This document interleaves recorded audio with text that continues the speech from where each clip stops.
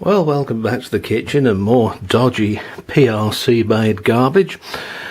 Yes, pretty rubbishy crap, I think, is what PRC stands for.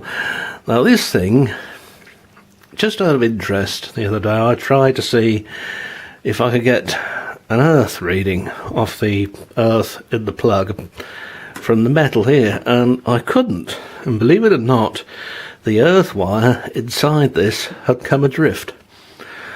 And furthermore, it was so badly built that when they put a screw in the middle, which you can see there, it goes right through on a piece of studding to the underside here, where it's got this little nut. And because they hadn't used a spacer, the bottom of this thing had been dished, and it had pulled the earth terminal off. Marvellous, isn't it? So what I've done with that is to obviously reconnect the earth terminal with a proper connector this time, using shrink sleeve and solder, so that will never come adrift again. But the live and the neutrals seem to be alright, but obviously the people's puppy grindery and kitten killing factory weren't on very good working that day. Now, moving over here, a truly ghastly concoction badged as JCB. Now, as some of you know, they make excavators and that sort of thing, and all I can say is I'm glad I don't drive one if this is the sort of thing that they make now. In fairness to them, this is nothing to do with JCB. This is made by Dimplex by all accounts. But what had happened was that the boss in the middle of the fan is made of plastic. And because of the way they've set it up, the motor is always going to be subject to heat. You can see the heating element fins all the way around the edge. So the plastic had brittled and then the fan fell off. Trying to spin the motor by hand produced a horrible grinding noise. And these motors, it's a little shaded pole thing, and it's got sinter bronze bearings, like little olives.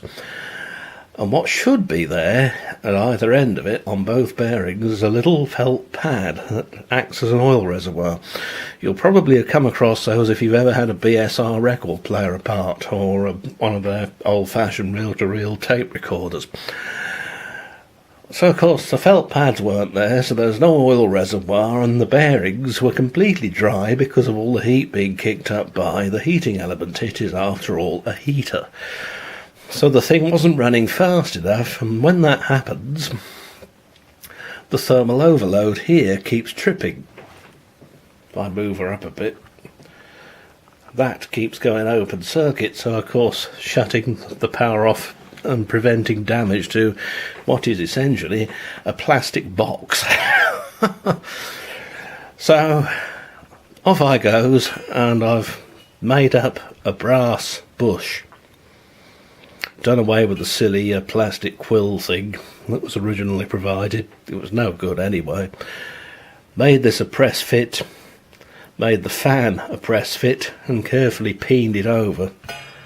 And it even sounds happier now when it's running. Doesn't seem to vibrate so much. And it runs much more freely since I soaked the bearings in oil for 2 days as well. God dear. But, you know, how much extra would it have cost them to have made the bloody thing like that in the first place? And to have put the felt pads in the motor and so on? The motor has provision for them. There's a room there.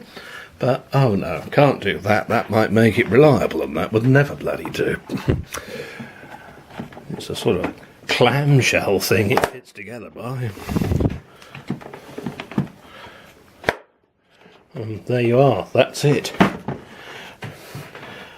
And it's held in by 3 screws. 1, 2, and 3. And in a vain attempt by the planned obsolescence and Alfred safety Nazis to stop you getting into it, this one they put a funny screw in with a triangular head on it, rather than the cross head, Phillips type, they had with the others. So I've taken that out, Mr. Health and Safety Darcy, and thrown it in the effing bin, and I'm going to put a crosshead screw in there, so there, up yours. The only thing extra that goes on top is this metal facing plate, complete with the JCB badge, and that's held on by tiny little hex nut screws. So it's a real mishmash, but at least it runs now, and it is safe. And like Mr. Cameron, it blows hot air beautifully. Anyway, see you soon.